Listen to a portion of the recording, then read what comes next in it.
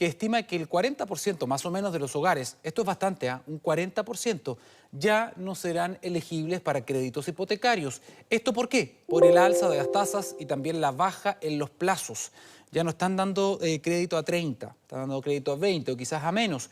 Conversamos con el CEO de Inversión Fácil y experto en finanzas hipotecarias, Cristian Lecaros, quien, entendemos, ya está conectado con nosotros. Ahí está, Cristian, ya te vemos. Muy buenos días, ¿cómo estás? ¿Cómo estás? Muy buen día. Cristian, buenos días a ti. Mira, la verdad, queremos entender si son buenos días para todos o no, en términos de las personas a lo mejor que están buscando, ¿no? Que están juntando dinero, que tienen el proyecto de tener la casa propia, que quieren acceder a un crédito hipotecario. ¿Cuál es la situación que hemos visto y si es verdad todo lo que hemos escuchado respecto de lo difícil hoy día o cómo ha cambiado la situación para las personas que están teniendo este plan, ¿no? De tener una casa, un departamento? Bueno, efectivamente, el aumento de las tasas hipotecarias que hemos visto en los últimos meses es algo real, que obviamente ya muchos chilenos lo han sentido en su economía personal con respecto al acceso al crédito hipotecario, que se ha hecho más difícil, porque por un lado ha aumentado la tasa y por otro lado nos hemos encontrado con que algunos bancos todavía quedan, por ejemplo, mutuarias todavía que están dando crédito a 30 años, pero ya hay una restricción de la banca, algunos de ellos a crédito a 15 años, a 20 años, a pedir tal vez más pie. Si antes era el 10%, algunos de ellos están pidiendo el 20% para la primera vivienda. Y eso sin duda alguna que hace que varias familias lamentablemente queden muy cortas con respecto a ese ratio que pide la banca, que es el 25% del ingreso disponible vía dividendo, y finalmente, lamentablemente, no pueden acceder a la vivienda como antes lo tenían planificado. Sería interesante que nos puedas explicar, Cristian, desde tu punto de vista, porque además tú entiendes, eres experto en finanzas justamente hipotecarias, ¿qué es o cuáles son las variables que han generado este escenario del día de hoy, en simple? Lo que pasa es que el efecto es multisistémico, voy a tratar de ser simple porque no es solamente un solo efecto. Nosotros nos encontramos principalmente con una economía que está hoy día sobrecalentada, una economía que tiene hoy día 50.000 millones de dólares en retiros con el primero, segundo y tercer retiro, más el IFE, que hace en el fondo que haya mucha plata circulando cuando finalmente venimos de una situación pandémica en la cual la actividad económica en general no ha producido más autos, no ha producido más casas, no ha producido Claro. una serie de bienes y servicios y hace finalmente que esto se genere una presión inflacionaria. Esa presión inflacionaria lleva a que el Banco Central busque aplacar, por así decirlo, la fiebre de la economía y hace este efecto de aumento de la TPM, la tasa de política monetaria, hace que el dinero sea más caro, eso impacta la tasa de interés de largo plazo y que a la vez estos retiros impactan la AFP, que se fondean con los bancos para este tipo de instrumentos y hace que el banco, por ejemplo, ya no pueda tener este crédito a 30 años, sino que tenga que ofrecerlo solo a 20 o a 15 años. Entonces son dos efectos, ante otros más que por supuesto Sí, existen, que sí. le pegan muy directamente al tema hipotecario que estamos hablando ahora. Cristian, o pongámonos en algunos casos concretos, ¿te parece? Hagamos un ejercicio. ¿Qué pasa con las personas, por ejemplo, que hoy día tienen un cierto nivel de ahorro, que consiguieron un cierto nivel de ahorro después de varios años? ¿Conviene hoy día comprar? ¿Qué es lo que estás recomendándole tú a las personas con las que trabajas? ¿Conviene esperar? A lo mejor va a subir más, es mejor comprar hoy día que no ha subido tanto. No sé, ¿qué podríamos decir? Sabemos que nadie tiene una bolita de cristal en estos temas, pero ¿cuál sería la recomendación? Tu pregunta es una buenísima pregunta y me la hacen muy seguido. Yo creo que si una persona tiene hoy día capacidad de crédito, independientemente que tal vez la tasa tenía un alza, cuando revisamos la tasa en los últimos 10 años, nos encontramos que sigue siendo una tasa competitiva, especialmente las tasas mixtas. Entonces, la idea es que esa persona, si encontró una casa ahora, una buena oportunidad de compra, con algún descuento, o se compró una propiedad durante los últimos 3 años, se estaba dando el pie de alguna promesa de compraventa, la idea es no perder esa plusvalía, dejar finalmente de pagar arriendo y por ende mi recomendación sería igualmente comprar porque siempre tenemos la posibilidad de la portabilidad financiera para después poder refinanciar esa deuda y si en el peor de los casos ese dividendo en algún momento nos va quedando cada vez más complejo, siempre podemos vender ese inmueble y tal vez capturar parte de esa plusvalía en esa venta. Entonces creo que la invitación a las personas sería que traten de no perder esa compra, tratar de complementar ingresos. También existen no solamente la banca, las mutuarias que están hoy día dando créditos todavía a 30 años y por ende cotizar para no perder tal vez esa oportunidad, recordando que las propiedades tienen una gran característica que es la enorme riqueza que se genera a través de este ahorro, entre comillas, de este pago de dividendo mensual, se genera un ahorro ahí, una plusvalía ahí, que también tiene un efecto generacional. ¿Podría seguir subiendo la tasa de interés, Cristian, más o menos en cuánto está hoy día en promedio? O sea, hoy día nos encontramos, por ejemplo, si tú sacas un hipotecario con una mutuaria, tú te encuentras con una tasa del 5,6 a 30 años. Las tasas mixtas podríamos encontrarnos con una tasa del 3,6.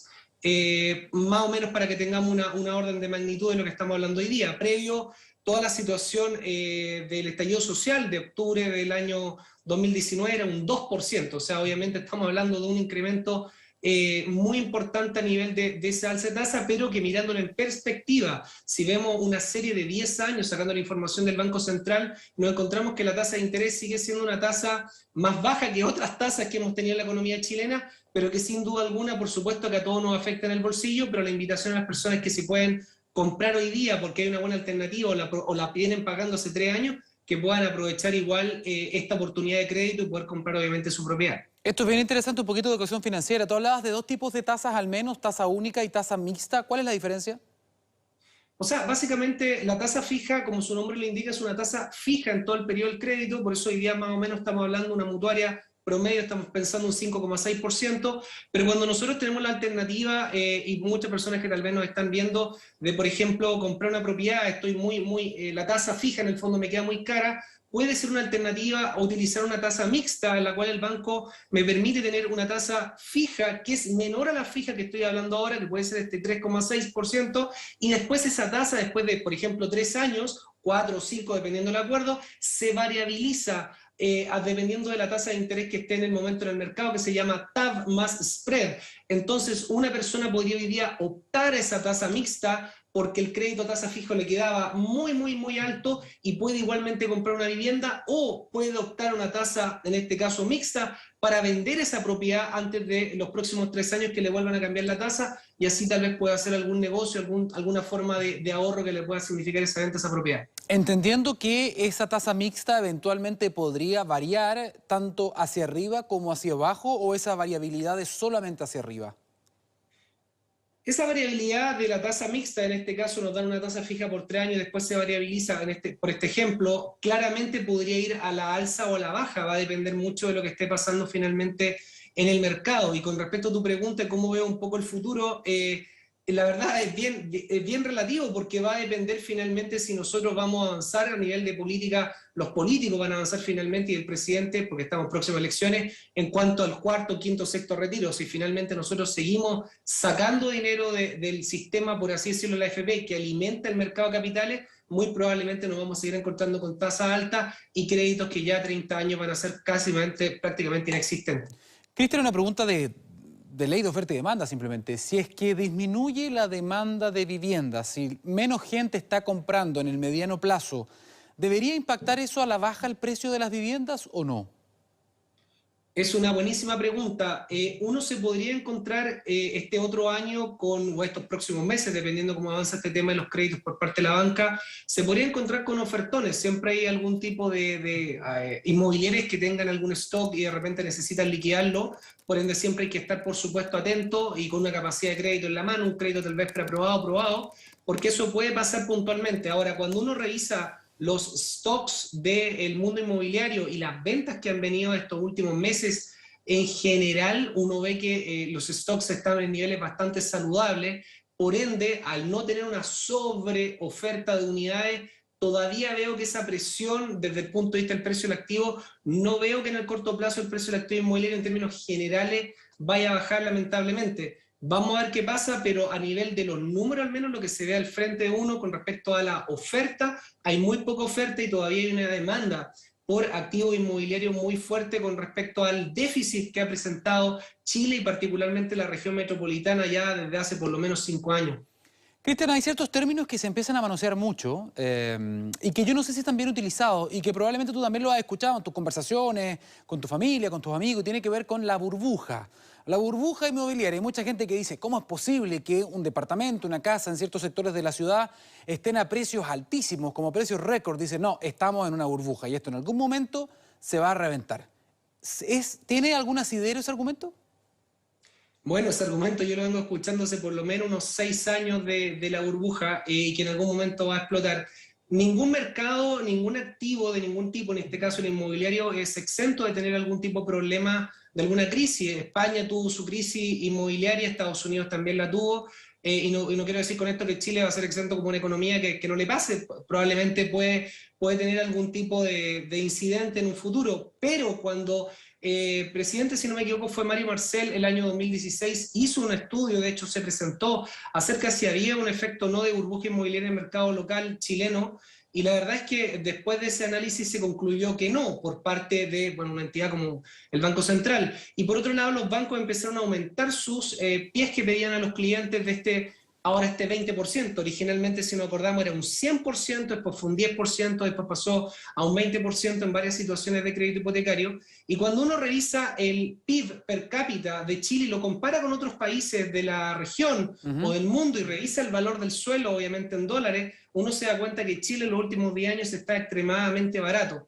Y por último, para complementar de que no habría una burbuja, lo que más uno ve en el mercado inmobiliario es que hay muchas restricciones de altura, de desarrollo de Sí, unidades. No sí. tenemos un plan urbano de desarrollo en la región metropolitana que nos permite decir, esta zona que va a llegar un metro vamos a tener, invento, 500 departamentos a través de diferentes torres para, obviamente, descomprimir toda esta demanda que estábamos hablando recientemente. Entonces creo que por ahí va más el problema que tiene que ver con todas estas restricciones comunales, sobre todo los ejes de metro que no nos hemos podido poner de acuerdo y que hace que obviamente no esté la oferta para la demanda subyacente por activo inmobiliario.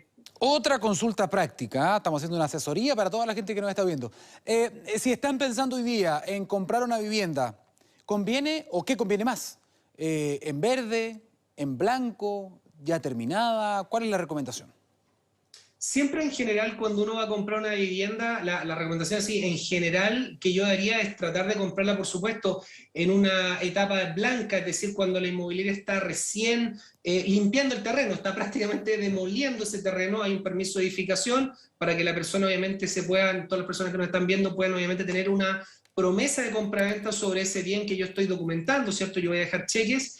Puedo pagar en cuotas, puede ser un proyecto a 3 años, entonces me da mucho tiempo para ir yo colocando una cuota del pie de ese proyecto y ahí tengo la mayor plusvalía, que es desde el inicio mismo, por así decirlo, cuando se está demoliendo esas casas que están alrededor de ese proyecto inmobiliario, yo podría tener una plusvalía tal vez del 15 al 20%, depende si llega el metro o hay otro tipo de cosas. Ahora bien, si yo me encuentro con una entrega inmediata, tengo hoy día una capacidad de crédito y tal vez esa inmobiliaria, como hablábamos recientemente, tiene un sobrestock o hay una oportunidad porque, bueno, quiere eliminar rápidamente, quiere vender esas unidades porque quiere cerrar su sala de venta, también puede ser una buena oportunidad de compra o tal vez algún departamento usado, hay una persona con algún apuro. Por ende, el consejo siempre es estar mirando, lo principal es comprar, obviamente, serían las etapas tempranas y si es entrega inmediata, buscar algún tipo de descuento de por lo menos un 10% al valor promedio que están los activos en ese momento. Ahora, ¿qué le podemos decir a la gente que está pagando dividendos hoy día, que ha visto un incremento importante? Porque todos, si no la mayoría, están en UEF y por lo tanto han visto cómo se han incrementado las cuotas también, Cristian. ¿Eso debería seguir sucediendo? ¿Debería tender a estabilizarse? ¿Qué va a pasar con eso? Bueno, también sigue siendo una extremadamente buena pregunta. Va a depender un poquitito de qué va a pasar. Pues tenemos presidenciales ahora encima, el cuarto retiro quedó frenado. Si desde mi punto de vista, si el cuarto retiro se hubiera aprobado, las presiones inflacionarias habrían seguido siendo muy superiores a este 6% que estamos cerrando a fin de año. Y por ende va a depender un poco de cómo se maneja el tema político y el tema macro por parte del Banco Central con respecto a qué va a pasar el otro año. Sí, yo creo que la persistencia de la inflación vamos a encontrarnos con una economía que va a crecer lamentablemente menos. Hoy día mucho IMASEC y mucho crecimiento económico se ve porque hay mucho dinero dando vuelta por parte de los retiros más del IFE, pero realmente vamos a ver con qué nos vamos a encontrar el otro año. Entonces, para las personas que tienen sus créditos, que han visto esta presión de UF en su dividendo, siempre va a ser una buena alternativa que las personas puedan obviamente armar su presupuesto personal y familiar, poder armarse muy bien, entender muy bien cuáles son sus colchones o no financieros, proyectando que probablemente esta inflación, al menos el próximo año, va a persistir. No estoy diciendo necesariamente que sea superior, espero que no, pero al menos va a persistir muy probablemente el otro año y por ende tener muy claro que ese dividendo puede tener ese aumento extra de un par de puntos versus el 3% que estábamos tal vez acostumbrados, lamentablemente lo veo así en el corto plazo, digamos. Perfecto. Y lo último, y ahora nos ponemos en el lado de los propietarios. Quienes hoy día tienen una propiedad y que están pensando en hacer un negocio, ¿qué le recomienda a Cristian? Se la vamos a poner difícil. ¿Vender o arrendar? Estamos pensando de una persona que puede, en este caso, vender o arrendar, dejarla en arriendo. Yo creo que aquí, bueno, un tema muy personal, va a depender mucho del horizonte de cada persona, pero en términos generales, una persona si quiere vender va a tener obviamente una liquidez, ¿cierto? Un mayor valor versus el costo de esa propiedad. Tiene en el fondo que tener inmediatamente en cuenta cuál va a ser su inversión de nuevo, o sea, si es un gasto por algún apuro económico o realmente yo lo voy a reinvertir ese capital, porque al venderlo voy a perder la plusvalía que sigue teniendo esa propiedad en el tiempo. Como hablábamos recientemente, dadas las restricciones de oferta en los planos reguladores de varias comunas de Santiago, dadas estas situaciones que nos hemos encontrado en varios años hacia atrás, la plusvalía de las propiedades ha sido tremendamente interesante. Entonces una persona que opta por arrendarla, dejarla en arriendo, se encuentra protegido por el contrato de arriendo que va a estar en UF y por otro lado se encuentra con la situación de todavía esta demanda mayor por arrendatarios, dado que varias personas de otros países sí van a seguir viniendo a Chile a buscar empleo y por ende necesitan arrendar, y se va a encontrar también con esta plusvalía que explico, que se da básicamente porque no está en la oferta versus la demanda subyacente por comprarse una propiedad, no está la oferta, entonces se va a encontrar con este precio al alza. Esta plusvalía finalmente es el valor del activo, que no tiene que ver con las mejoras que yo hago dentro del inmueble, sino con lo que pasa fuera del inmueble, metros, colegios, hospitales, zonas urbanas, etcétera. Por ende, va a depender mucho de cada persona. Por ende, el que quiera vender tiene que tener claro el costo oportunidad o lo que va a dejar de ganar en los próximos años con esa propiedad, no solamente en arriendo, sino que también en plusvalía. Y ahí hay que agarrar la calculadora y sacar un poco el número versus lo que quiera hacer con esa venta, ¿no? Perfecto. Muchísimas gracias por esta entrevista. Cristian Lecaro, CEO de Inversión Fácil. Muchísimas gracias por estos minutos y por aclarar varios de los conceptos que preocupan a mucha gente en este contexto, ¿no?, de presión inflacionaria. Gracias. Muchas gracias por la invitación. Hasta luego.